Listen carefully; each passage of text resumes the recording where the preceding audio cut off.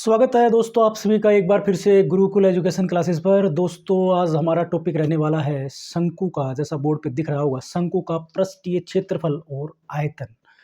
तो शुरू करते हैं दोस्तों कि शंकु सबसे पहले हमारा बेसिक इसके फॉर्मूले और बेसिक कॉन्सेप्ट में क्या क्या रहेगा इसमें शंकु में, यानी कि कोन कोन डेली हम कहीं ना कहीं इस तरह की शेप देख ही लेते हैं।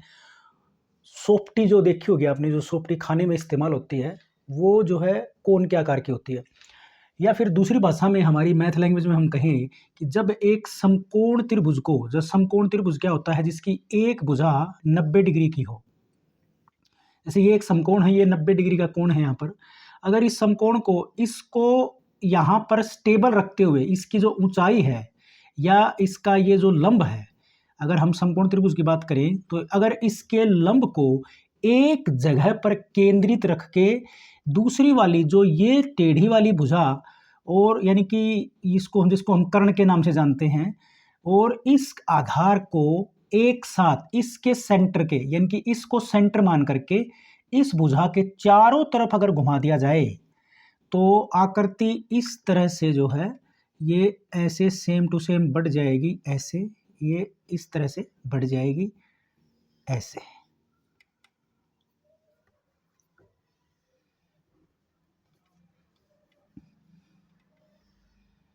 ये बन जाएगा शंकु। यानी कि किसी भी समकोण त्रिभुज को अगर उसके लंब को एक जगह पे स्थायी रखते हुए उसकी लंब वाली भुजा के साथ में बेस को और उसकी तिरछी ऊंचाई को, या जिसको हम कर्ण कहते हैं, उसको उसके चारों तरफ घुमा दिया जाए तो जो आकृति मिलेगी जो कि 3 डायमेंशनल होगी, यानी कि त्रिविमीय आकृति मिलेगी, वो शंकु कहलाएगा। शंकु जो है, इसके बाद बारी ये आती है कि अगर ये शंकु है तो इसका आधार, अब की बार ये एक वृत्त बन जाता है। आधार क्या है इसका, शंकु का आधार जो है वो वृत्ताकार है, वृत्ताकार है। और वृत्त का क्षेत्रफल क्या होता है, वृत्त का क्षेत्रफल क्या होता है, पाई आर स्क्वायर। ये पाई उसके साथ मिलेगा जो सर्कुलर आकृतियां होंगी, जैसे वृत्त है, सर्कुलर है, या फिर ये सर्कुलर है, और इसका जो चारों तरफ का जो पोर्शन है ये वाला, ये जो भुजाएं दिख रही हैं आपको, ये भी गोलाकार होता है।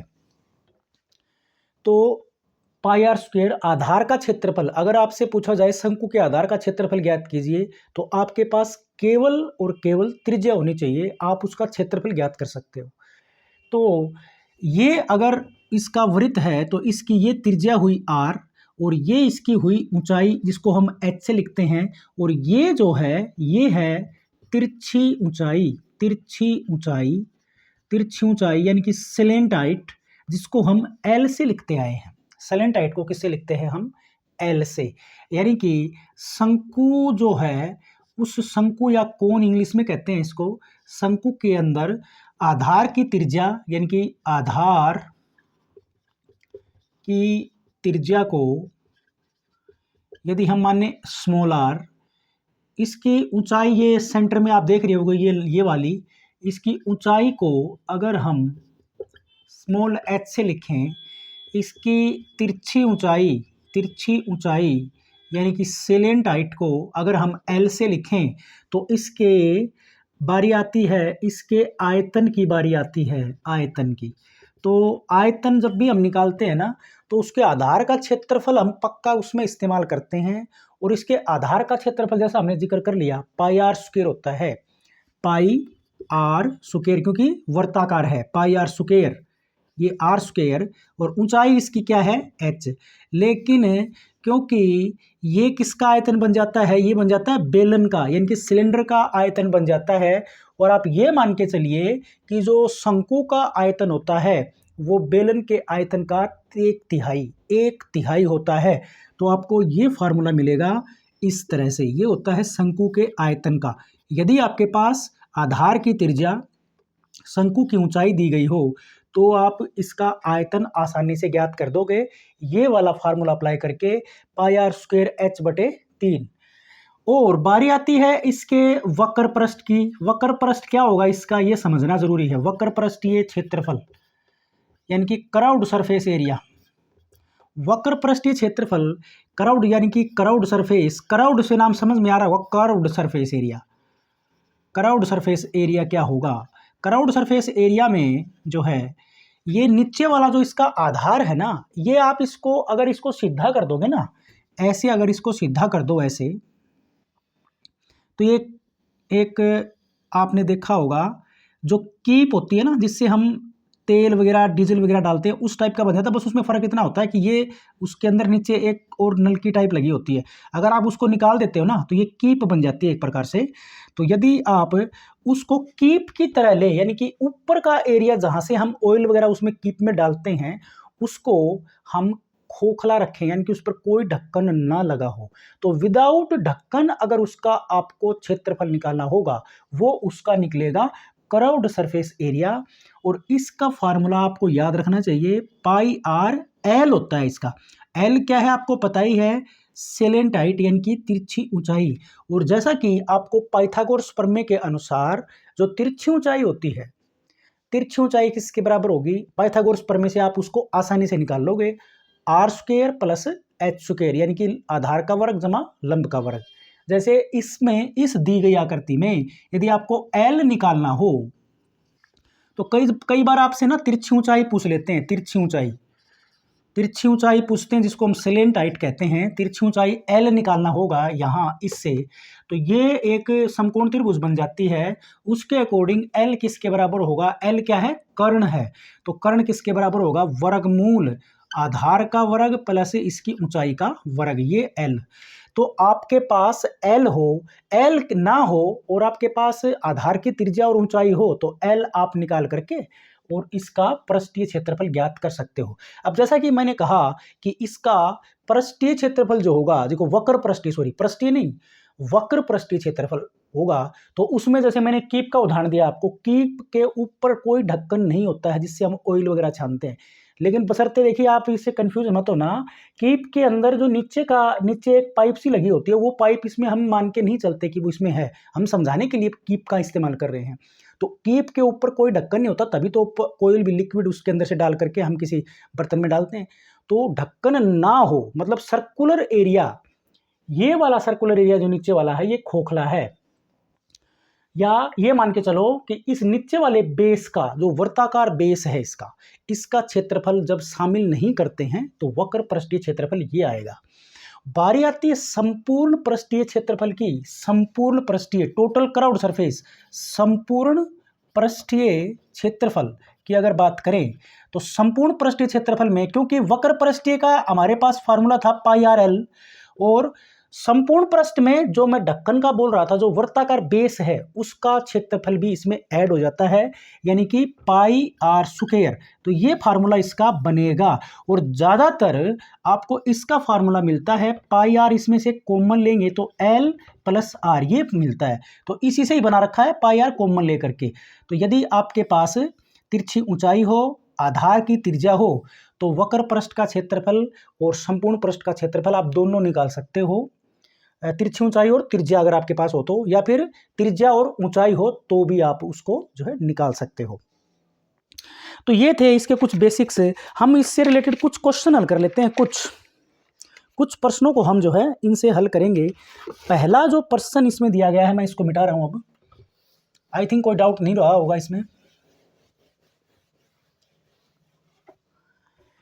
फर्स्ट क्वेश्चन जो इसमें दिया गया है, पहला प्रश्न, वो कहता है कि शंकु की ऊंचाई, शंकु की ऊंचाई,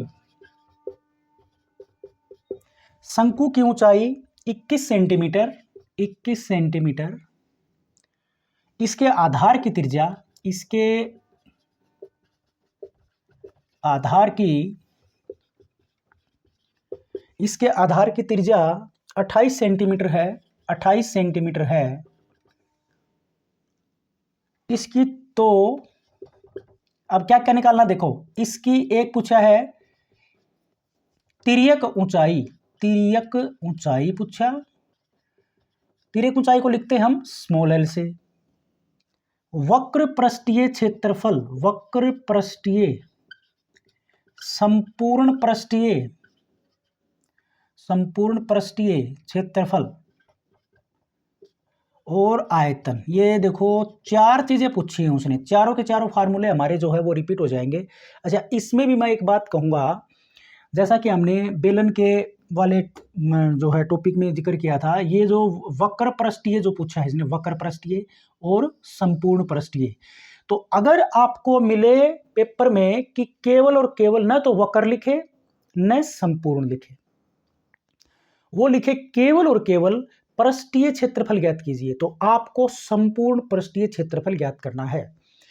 लेकिन यदि वो वक्र पृष्ठीय लिख देता है और या फिर संपूर्ण पृष्ठीय लिख देता है, तो उसमें तो हमारा कोई कंफ्यूजन है ही नहीं। कंफ्यूजन किसमें है कि वो कहे पृष्ठीय क्षेत्रफल ज्ञात कीजिए, तो पृष्ठीय क्षेत्रफल में हमें संपूर्ण पृष्ठीय क्षेत्रफल ज्ञात करना है इसमें भी। तो पहला प्रश्न है हमारा तिर्यक ऊंचाई ज्ञात करना, यानी कि एल ज्ञात करना। जैसा कि हम बता चुके हैं, आधार की त्रिज्या का वर्ग प्लस लंब का वर्ग या ऊंचाई का वर्ग शंकु की।